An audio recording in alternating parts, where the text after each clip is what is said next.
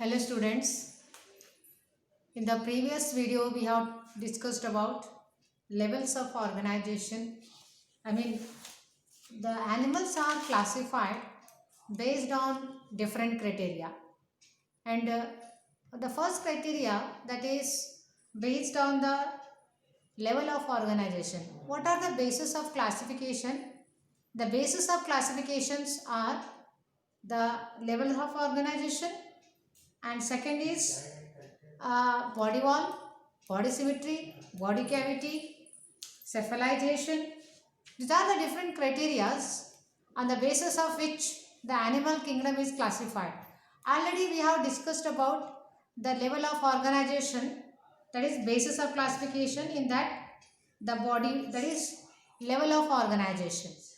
Now we will move towards next basis of a classification of animals, that is body wall.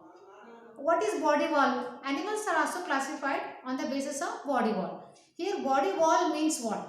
Means the body wall is present. I mean body wall, it is the development of embryo. See, the embryo is developing from three different germ layers. The embryo is developing from three different germ layers, and those are number 1 ectoderm, mesoderm, endoderm.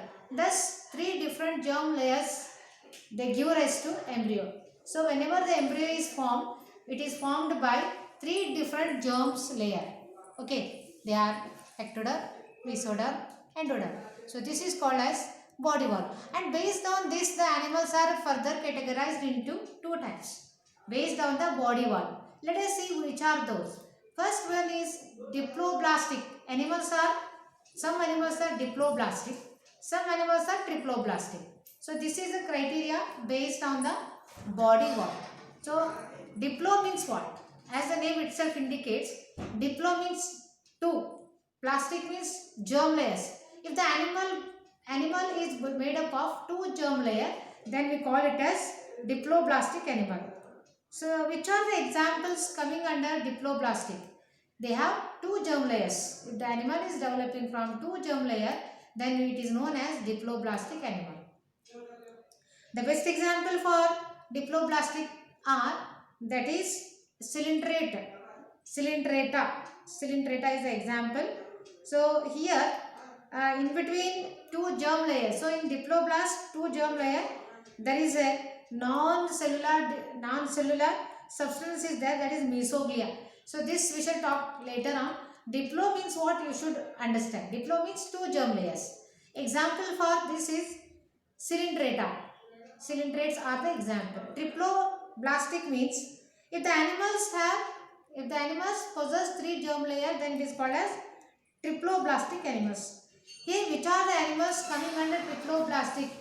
They are Platyhelminthes. From Platyhelminths to Chordates, all the phylums, they comes under triploblastic animals. Triplo means three. Animals which possess three germ layer is called triploblastic animals. That is example Platyhelminthes to Chordates are the example. So this is the first criteria, second criteria on the basis of which the animals are categorized, that is body wall. Okay, now body symmetry. Body symmetry. So we should understand the meaning of body symmetry. Symmetry means what? So here there are some animals.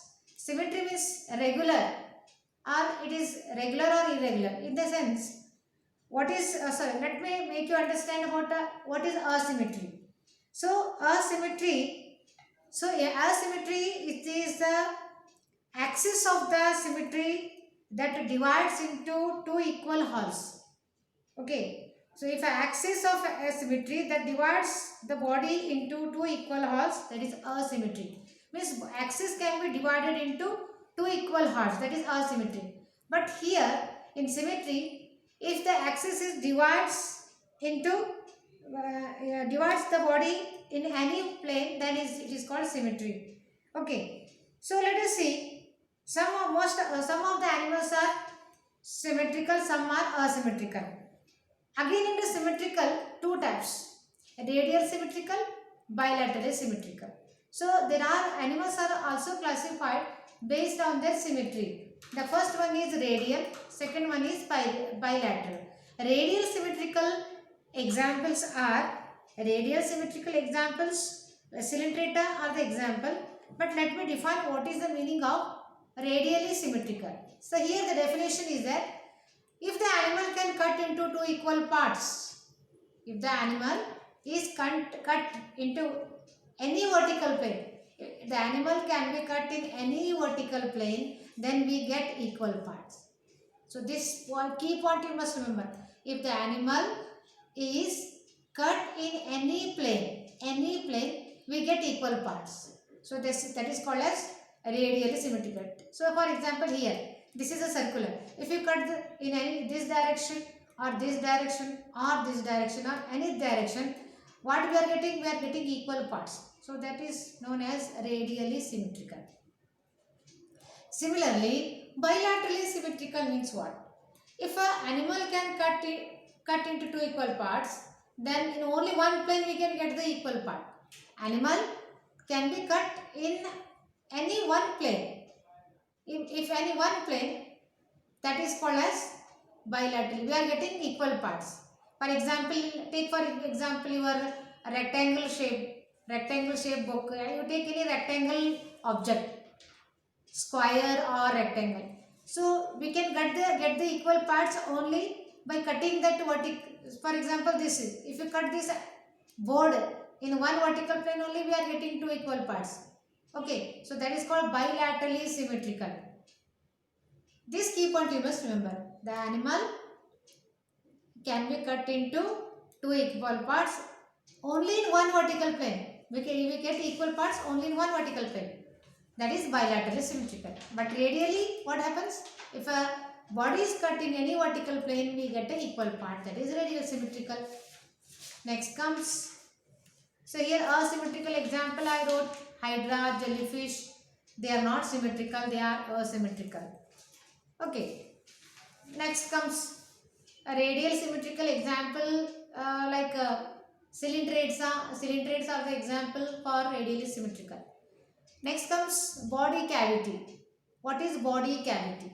So this is a cavity, a hollow cavity which is present between the body wall and the alimentary canal. So body wall means already we know what is body wall. That may be ectoderm, mesoderm, endoderm. So the wall, that is called as body wall. So there is a cavity between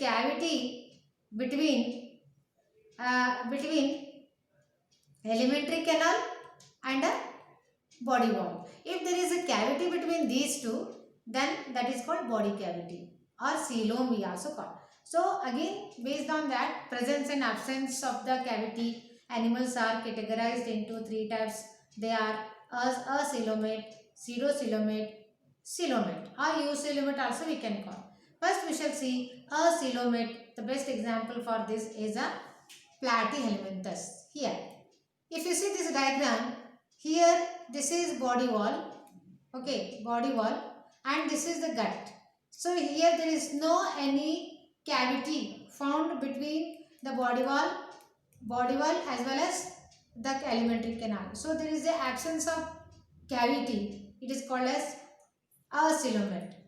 But in pseudocoelomate, there is a cavity but not true cavity. So this is a body wall and this is the gut. Between body wall and the gut, you can find these false or circular shapes. These are cavities are present in the form of circular pouches. They are found in the form of pouches. Okay, so that is called, the body is not, cavity is not lined by any mesoderm. So here there is no mesoderm. Okay, if the body cavity is not lined by, this is a body cavity, it is not lined by mesoderm, then it is called as pseudocoelom, false coelom. But in acoelom, animals without cavity, example Platyhelminthes. Now comes under, you try to understand the coelomate. Coelomate means animals with a true body cavity. So here there is a body cavity. Huh? The body cavity, this is a cavity lined by mesoderm. What do you mean by mesoderm? So mesoderm, it is the layer present between the ectoderm and endoderm. So here the mesoderm, it is lined by the cavity, and that cavity is called coelomate cavity.